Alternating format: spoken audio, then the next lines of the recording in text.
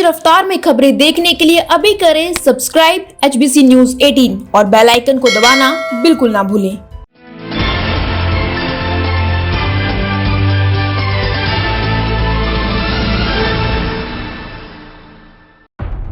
नमस्कार, मैं वंदना ठाकुर और आप देख रहे हैं HBC न्यूज 18। स्वागत है आपका हमारी खास पेशकश में क्या कहता है भारत। और अब क्या कहता है भारत? जी हाँ, भारत आज कहता है कि बढ़ते चलेंगे हम, रुकेंगे ना ये कदम। पेट्रोल डीजल की कीमतें बढ़ती ही जा रही हैं, जो रुकने का नाम नहीं ले रही हैं। लगातार 25 से 30 पैसे बढ़ाकर जनता को आघात किया जा रहा है। देश में पहली बार सामान्य पेट्रोल की कीमत 100 रुपए प्रति लीटर के पार पहुंच गई है। राजस्थान के श्री गंगानगर में सामान्य पेट्रोल की कीमत 100 रुपए से ज्यादा हो गई है। अब ऐसे में क्या समझा जाए कि सरकार द्वारा ऐसी धीरे धीरे दाम बढ़ाने और घटाने की नीति जनता को राहत दिलाने के लिए बनाई गई थी, या फिर बड़े ही प्रेम से बिना शोर के दाम बढ़ाने के लिए बनाई गई थी? क्योंकि पहले कभी 1-2 रुपए बढ़ने पर हंगामा हो जाता था और अब 30 पैसे बढ़ने पर खबर भी नहीं मिलती।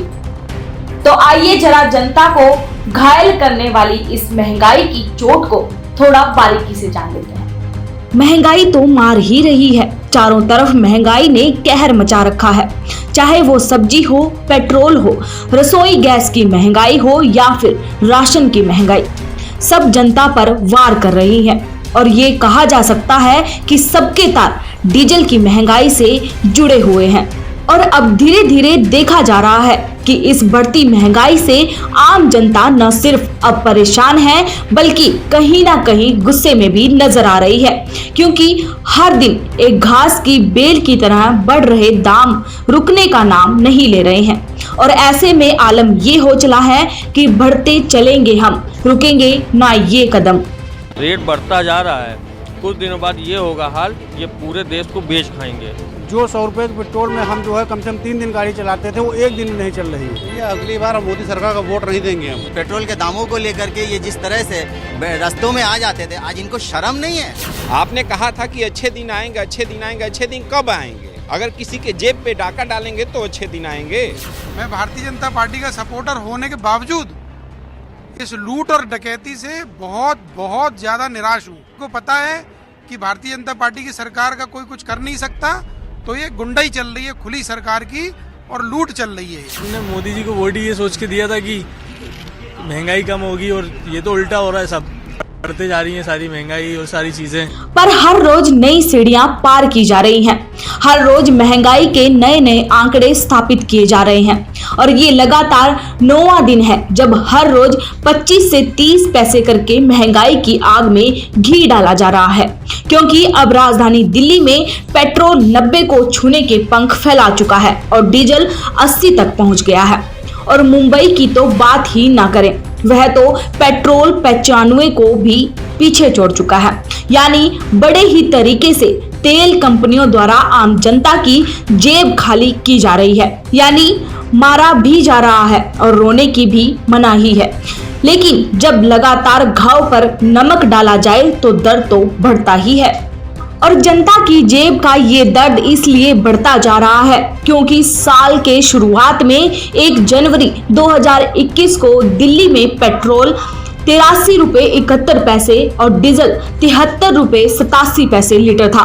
और मात्र 46 दिन बाद आज देखिए 16 फरवरी 2021 को पेट्रोल 89 रुपए 29 पैसे, डीजल 79 रुपए 70 पैसे का हो गया है। मतलब इस साल के 46 दिन में पेट्रोल 5 रुपए 58 पैसे बढ़ा और डीजल 5 रुपए 72 पैसे बढ़ा दिया गया। और जनता को भनक तक नहीं लगने दी गई।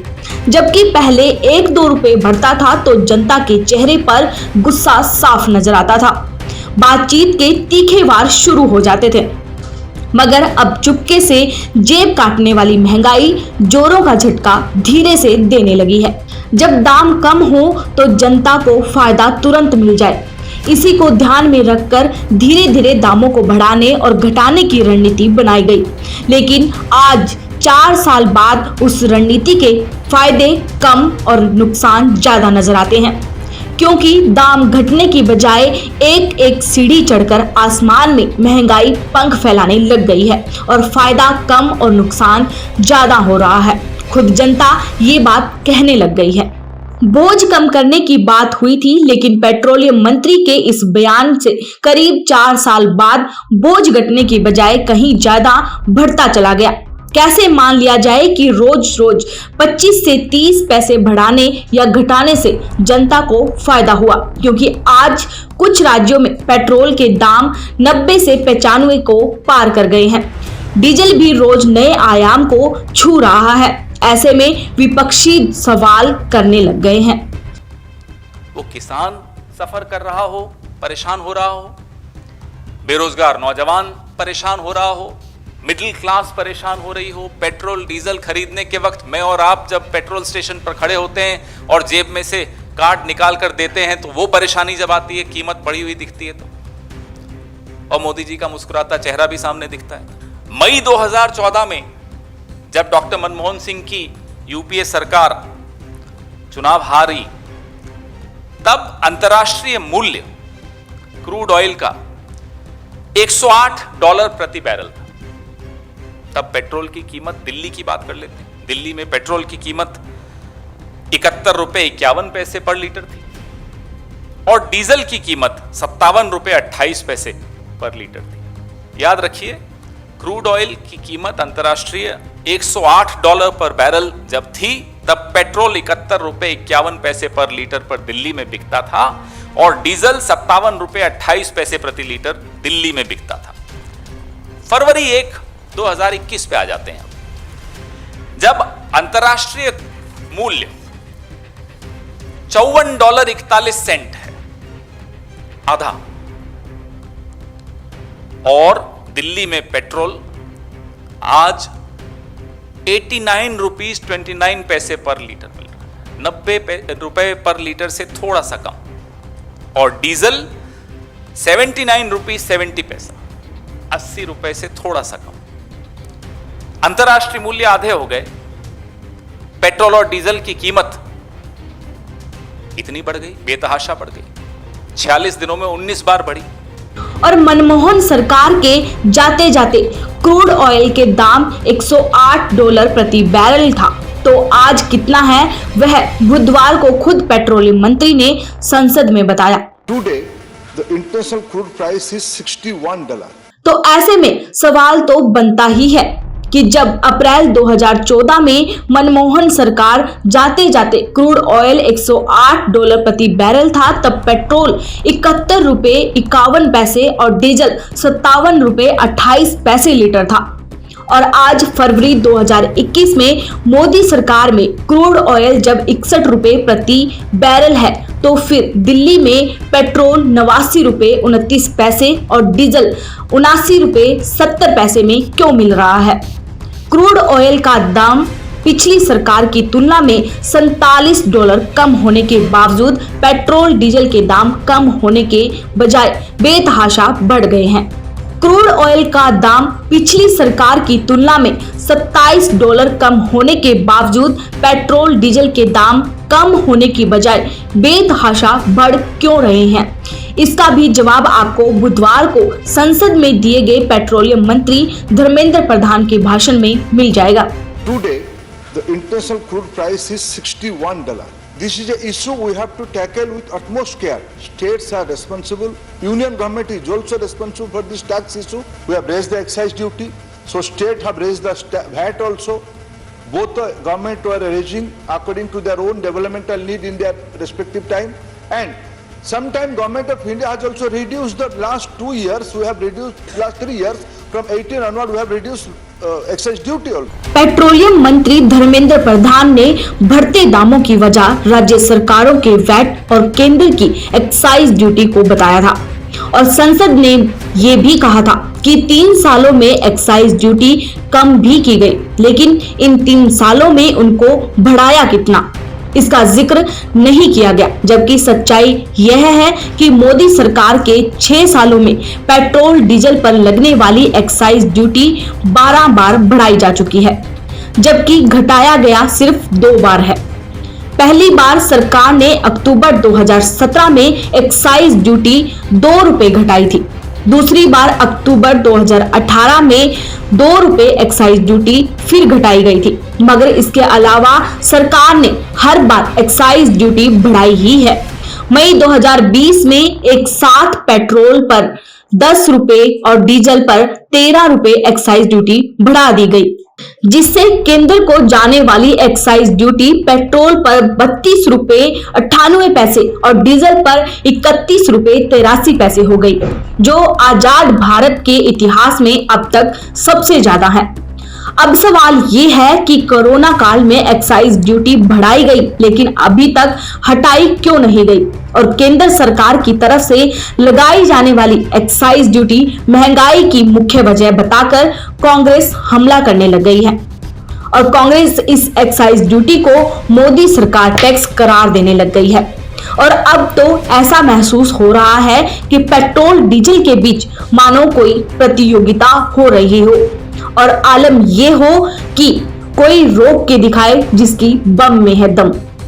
पेट्रोल डीजल की महंगाई के लिए कुल मिलाकर अगर कहें तो केंद्र सरकार की तरफ से लगाई गई एक्साइज ड्यूटी आज कटघरे में है, जबकि पेट्रोलियम मंत्री धर्मेंद्र प्रधान ने कहा था कि जब अंतरराष्ट्रीय बाजार में कीमत बढ़ेगी तो एक्साइज ड्यूटी घटाकर आम जनता को राहत दी जाएगी, लेकिन हो तो इससे बिल्कुल उल्टा रहा है। अब ऐसे में चटनी किसकी बन रही है? हमारी और आपकी, यानी आम जनता को पीसा जा रहा है। हमेशा देखा जाता है कि पेट्रोल और डीजल के दाम बढ़ते हैं तो विपक्षी पार्टी विरोध करने लगती है, तो कांग्रेस भी आजकल विरोध कर रही है। शिवसेना भी लगातार बढ़ते दामों का विरोध कर रही है और जब बीजेपी विपक्ष होती थी तो कैसे कैसे विरोध करती थी, यह तो सबको याद ही होगा। साल का रिपोर्ट कार्ड के कुछ ही घंटों में उन्होंने देश में जिस प्रकार से पेट्रोल के दाम बढ़ा दिए, ये दिल्ली सरकार की शासन चलाने की नाकामयाबी का जीता जागता सबूत है। देश की जनता के अंदर भारी आक्रोश है और इसके कारण और भी चीजों पर बहुत बड़ा बोझ होने वाला है, सरकार पर भी बहुत बड़ा बोझ होने वाला है। मैं आशा करूंगा कि प्रधानमंत्री जी देश की स्थिति को गंभीरता से लें और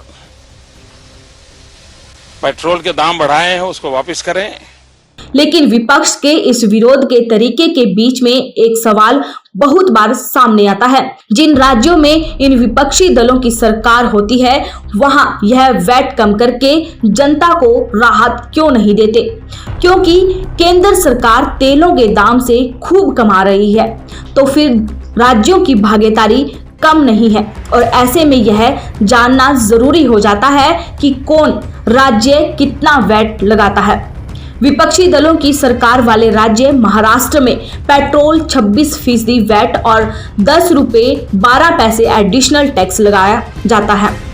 बीजेपी शासित मध्य प्रदेश में 33% वैट 4.5 एक्स्ट्रा टैक्स के साथ 1% सेस लगाया जाता है, तो वहीं कांग्रेस शासित राजस्थान में 36% वैट और 1.5 रुपए रॉड डेवलपमेंट टैक्स लगाया जाता रहा है।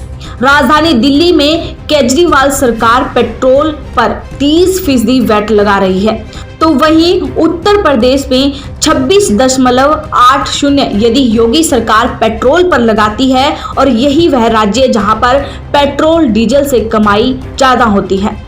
और जब जब पेट्रोल डीजल की महंगाई बढ़ती है तब तब यह राज्य सरकारें केंद्र की तरफ एक्साइज ड्यूटी कम करने के लिए नजरें घुमा लेती है। केंद्र सरकार राज्य को वैट कम करने के लिए नसीहत देने लगती है।